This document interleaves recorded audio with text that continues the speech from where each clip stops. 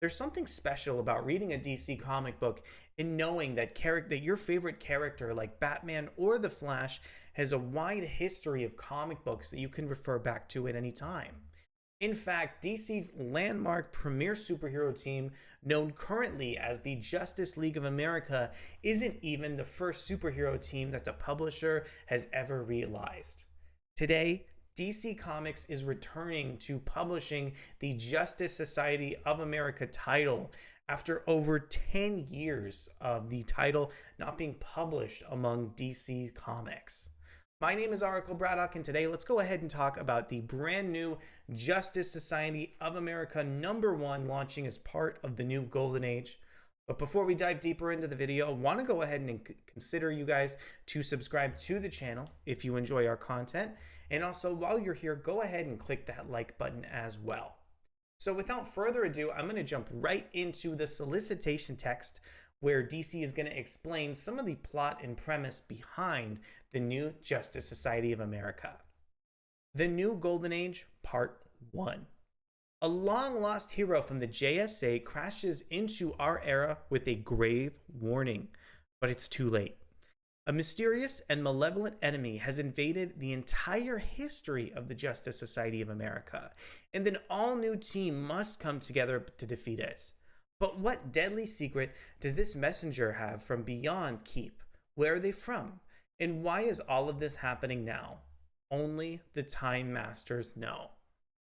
Next, I want to introduce our creative team for the issue. This issue is written by Geoff Johns, and most of the art of the issue is rendered by Mikel Janin. We also have art from Jerry Ordway, Scott Kolins, Steve Lieber, and Brandon Peterson. The main colors on the issue are from Jordie Bellaire, but we also have colors from John Kalisz, Jordan Boyd, and Brandon Peterson. And the gorgeous cover is drawn by Mikel Janin that I want to go ahead and show off right now. Big thanks to Adventures in Poor Taste for providing this preview for the issue. I'm incredibly excited to go ahead and jump into the story because there is so much going on in this first issue. I would really encourage you guys to make sure to pick up the new Golden Age #1 last week if you haven't, because that is going to have so much context that you're going to need to enter into this issue. The thing I love about this comic book right off the jump is it doesn't hold your hand. You're going to have to figure out what's going on, where kind of the timeline is, where this book takes place, and what all the individual characters are as you go throughout this issue.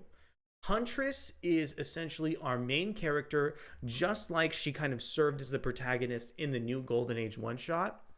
I had some criticism of that one-shot because I didn't think she was kind of as prominent in there as I wanted her to be, but she's got some really good dialogue throughout this issue and some fascinating relationships to existing characters in the DC universe. In fact, that's another really great part about this book. This book goes so deep into the DC universe to pick out some of the most like off-the-wall heroes and villains as well. There's a collection of characters that they kind of show you a little bit later in the issue when it's more established, and figuring out, who some of these characters are, placing where exactly they came from in continuity is probably half the fun of this issue. If not, one of the big driving forces behind the comic. And that's why in this review, I really want to spoil as little as possible, aside from telling you that this issue takes place in a very fascinating setting and location in time. And that was really kind of what kept me guessing until the final pages. And let's go ahead and talk about something a little bit more concrete. This is not the first time that Geoff Johns has written the Justice Society of America comic, but this actual title has a much more focused, different kind of direction than previous series. Instead of telling like a really back to basics approach, to the Justice Society of America, this issue inverts so many aspects of DC continuity that were set up in that Golden Age one-shot.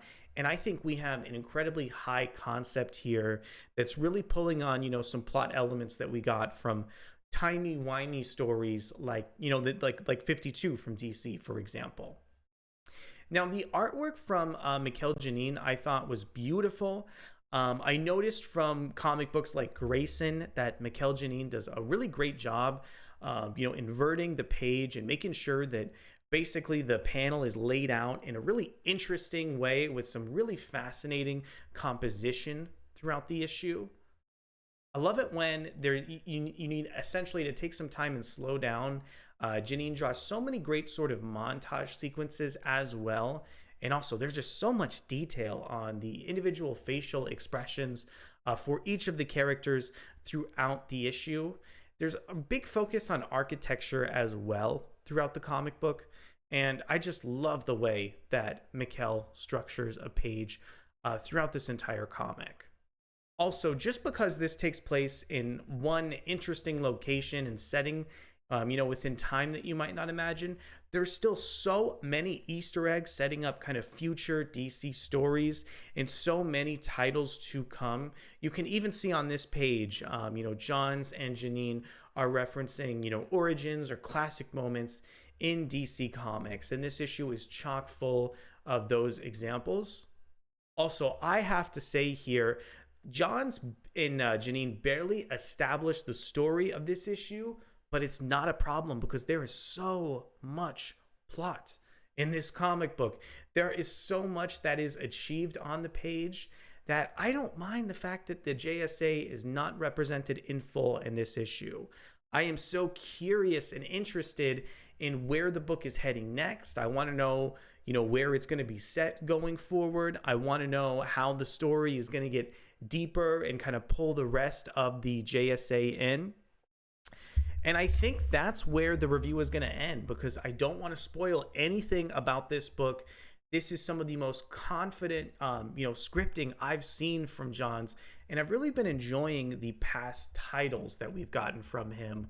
Whether it be Flashpoint Beyond, Stargirl, or the New Golden Age. I love how these books are combining retro aspects of continuity with the current day, but they don't give you the premise right away. These books, each individual one of them has kept me guessing until the final pages. I want to know, do you guys enjoy these new Geoff Johns books as much as I do? Did you love JSA, this new JSA #1 as much as I did? I want you guys to let me know down in the comments below. Thank you so much for checking out this issue, and we'll be back very soon with more wonderful comic book contents. We'll see you soon. Bye.